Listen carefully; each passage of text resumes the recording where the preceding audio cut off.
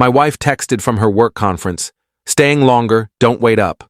Then her boss called, asking why she skipped the conference. I said, "Thanks for the heads up." When she returned to an empty house and divorce papers, her story flipped. I'm 36, male, and got the text Thursday afternoon while working at my desk.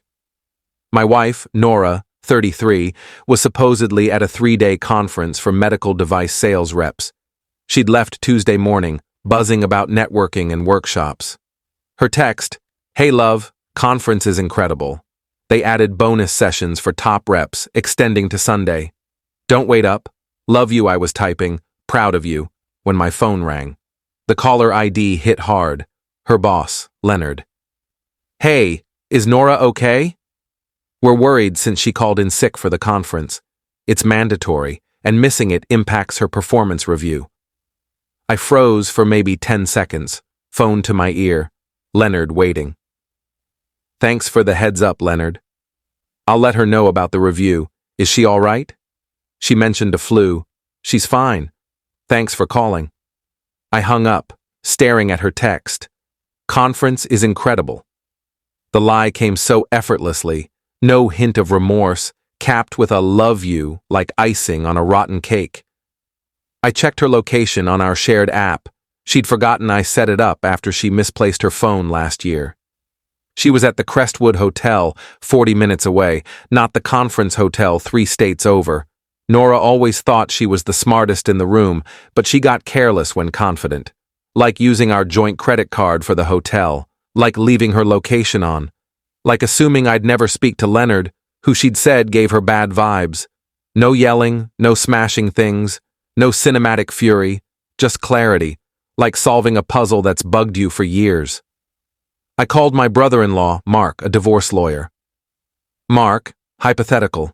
What's needed to file for divorce in this state for infidelity?" "Proof. Texts, photos, card statements." "Why? Not hypothetical, is it?" "Can you draft papers by tonight?" "What's going on?" "Nora's at a hotel 40 minutes away, not at a conference." Silence. Mark introduced us 8 years ago, stood at our wedding. "Papers will be ready by 7 p.m. Come over." I spent 2 hours dissecting our life, not emotionally, but like an audit. 7 years married, no kids. She prioritized her career. Wonder if that's what she was prioritizing at the Crestwood.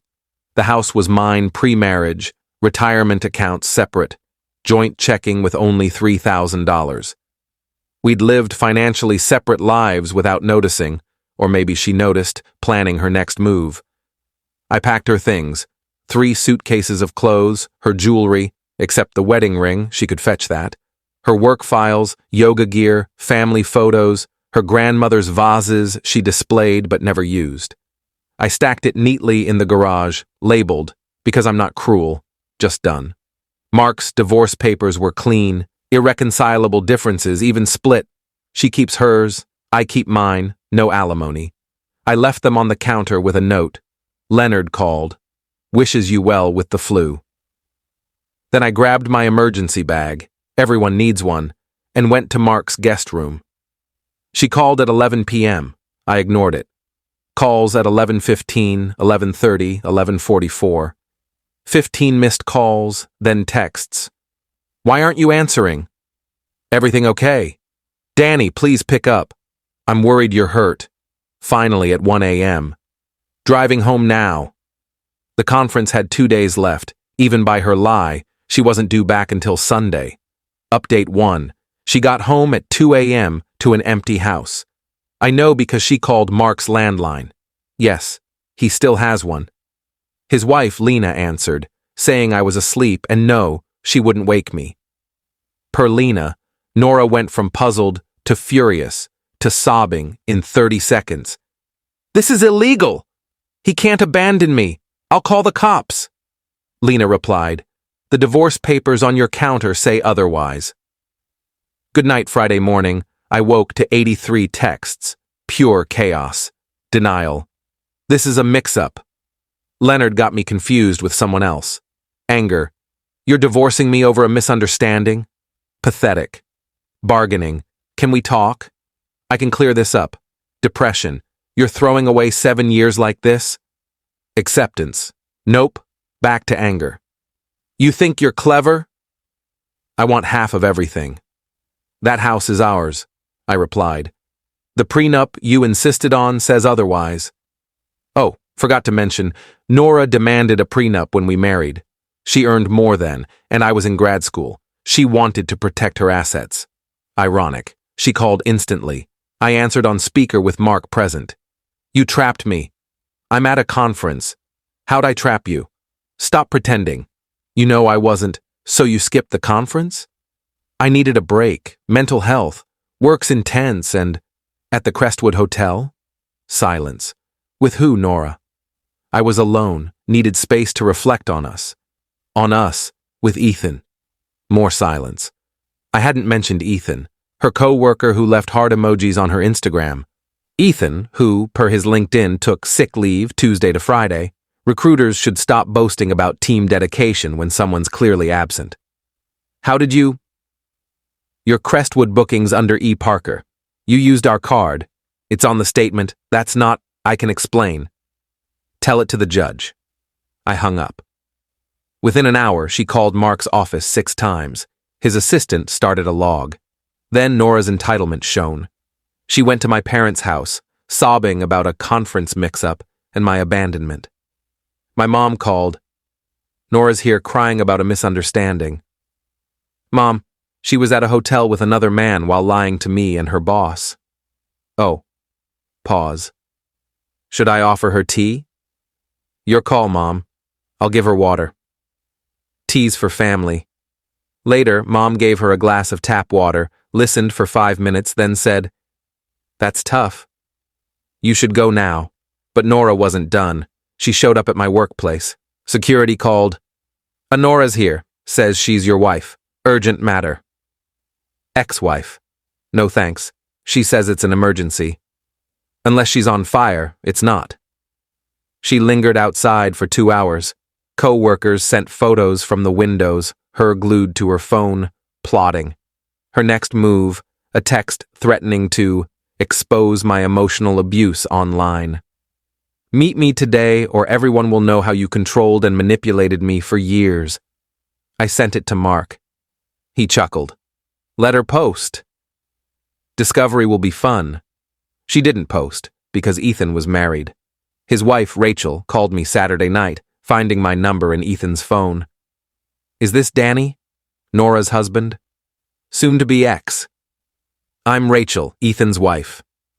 We need to talk update 2. Meeting Rachel was eye-opening. We met Sunday morning at a cafe. She brought evidence. Literal receipts.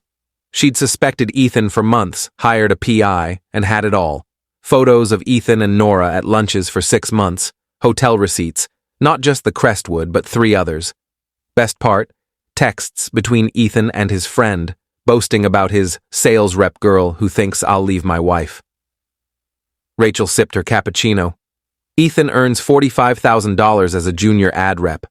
I'm a data scientist, make 4 times that. Nora thought she was trading up. I showed her Nora's text demanding half of everything. Rachel snorted. Half of what? Ethan's Xbox? His 2014 Toyota? Oh, that's in my name. We compared notes. Nora told Ethan I was abusive, never touched her.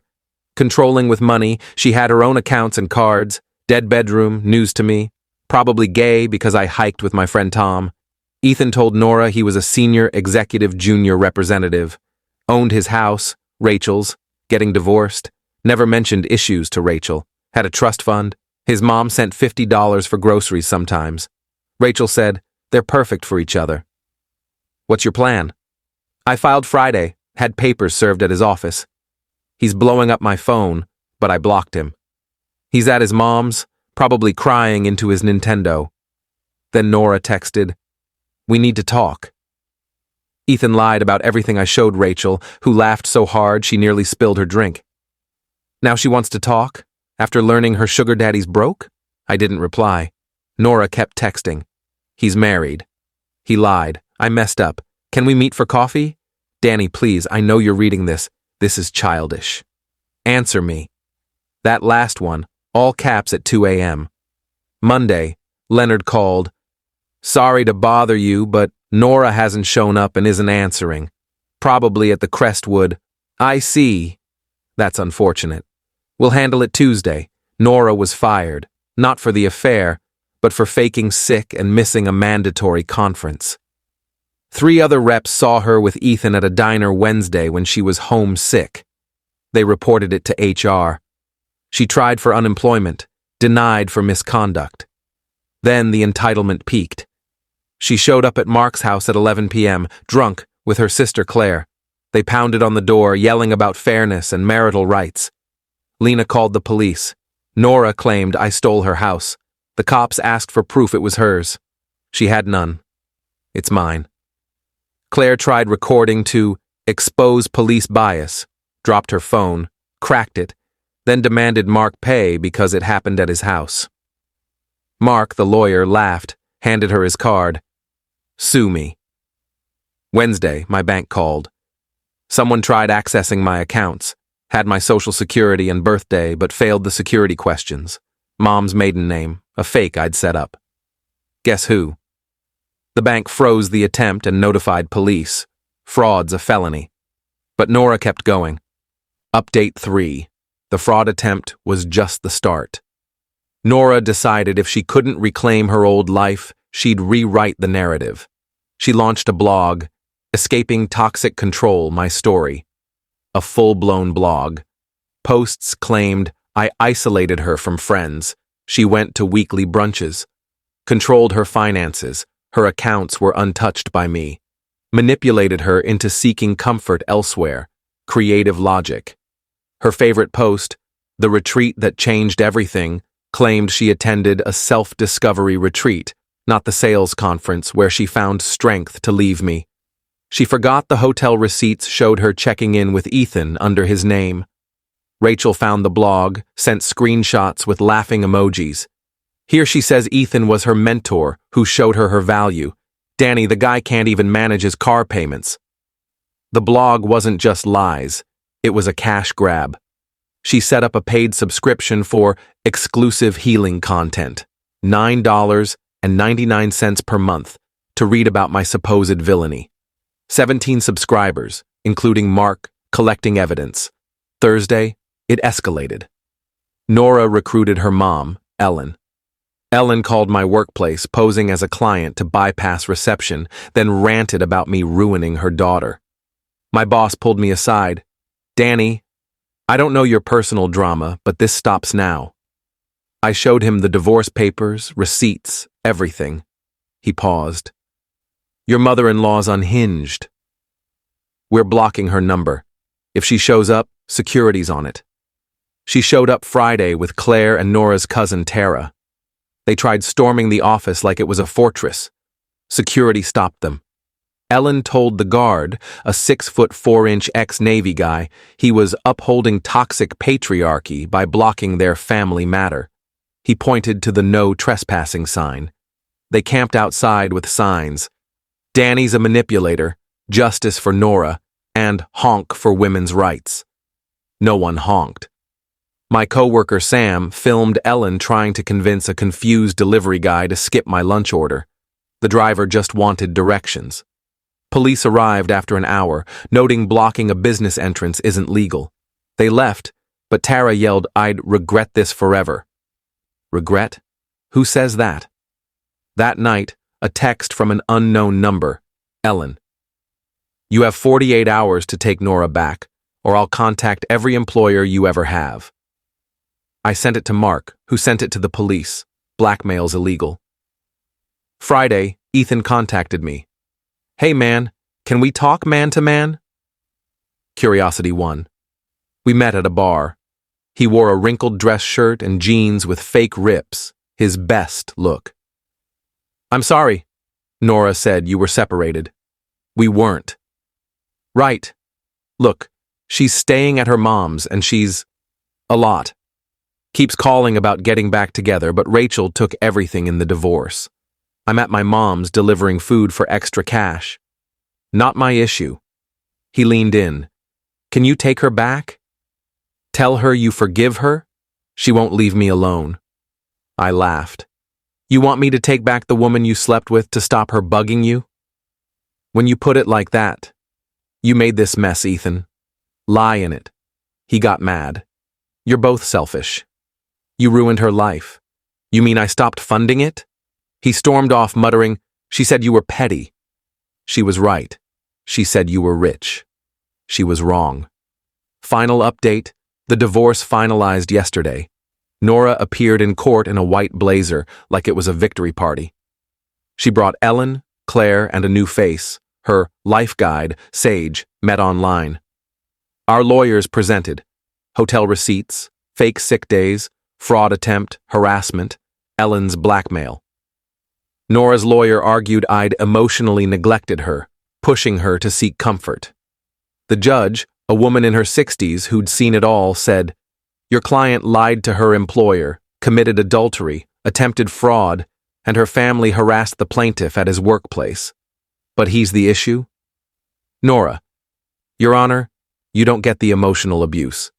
I get that you used a joint card for hotel rooms with your affair partner, tried accessing his accounts, and there's a police report for harassment. What am I missing? Silence. Divorce granted, per the prenup, clean split, Nora got nothing but her belongings, owes $8,700 in my legal fees. Outside, Ellen started ranting about injustice, but Nora stopped her. Mom, enough. It's over, Ellen. We can appeal. With what money? I'm jobless. Ethan's broke. It's done. For a moment, I thought she got it. Then she turned to me. Hope you're happy.